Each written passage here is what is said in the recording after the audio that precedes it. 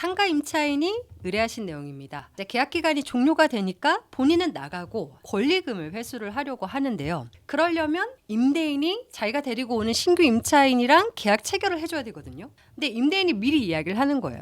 나는 이 건물을 이제 팔 거야. 신규 임차인 데려와도 더 이상 임대차 계약을 하지 않겠다라고 하는 겁니다. 이런 경우에 권리금 회수 기회 보호가 되느냐라고 문의를 주셨어요. 상가 건물 임대차 보호법에서는요. 임차인이 권리금 회수를 위해서 신규 임차인을 데려오면 임대인이 특별한 사유가 없으면 임대차 계약 체결해줘야 된다라고 하고 있거든요. 근데 예외적으로 이런 경우는 안 해줘도 된다라고 하는데 지금 저희 사건처럼 건물을 매도할 계획이다라는 거는 안 해줘도 괜찮다에 해당되지가 않아요. 그래서 그걸 이유로 신규 임차인과 계약 체결을 안 해주는 거는 임대인이 지금 권리금 회수 기회를 방해하는 거고요. 그럼 임차인이 임대인에게 손해배상 청구를 할 수 있어요. 그 손해배상액은 못 받은 권리금이 되겠죠. 권리금 회수 기회 보장을 이유로 이제 손해배상 청구를 할 건데 그 전에 임차인이 반드시 해야 되는 게 있어요. 법에서는 계약 종료 6개월 전부터 계약 종료 시까지 신규 임차인을 주선해라라고 되어 있거든요. 그러니까 새로 누군가를 데려와서 임대인한테 소개를 해주라는 거죠. 근데 그렇게 주선하는 행위를 할 때는 새로 들어오는 임차인의 구체적인 인적 사항을 알려줘야 된다라고 되어 있습니다. 그래서 법원에서는 이름 플러스 핸드폰 번호 정도를 알려주는 걸 요구하고 있어요.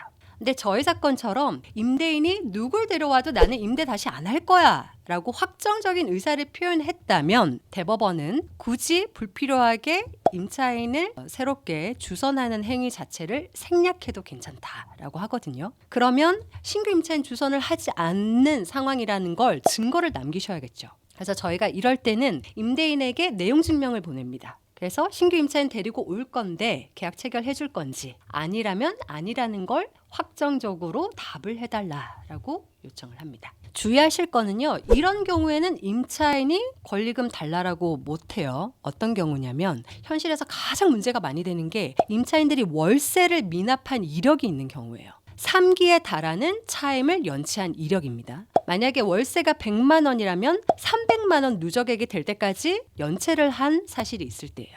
많이들 물어보시는 게 연체를 한 건 맞다. 근데 이후에 다 냈어요. 라고 하시는 분들이 계신데 대법원은 그렇다 하더라도 그 히스토리가 남아있으면 안 된다라고 하고 있어요. 그래서 3기의 차임을 연체를 하셨다면 상가 건물 임대차 보호법이 강력하게 보호해주고 있는 두 가지 그러니까 임차인을 위해서 아주 강력한 두 가지가 10년 동안 계약갱신 요구할 수 있는 거 그리고 두 번째가 권리금 회수 기회인데 이 두 가지가 보장되지 않습니다. 근데 코로나 때문에 이제 그 월세를 미납하신 경우들도 있잖아요. 그래서 이 경우는 법에서 특례를 정하고 있어요.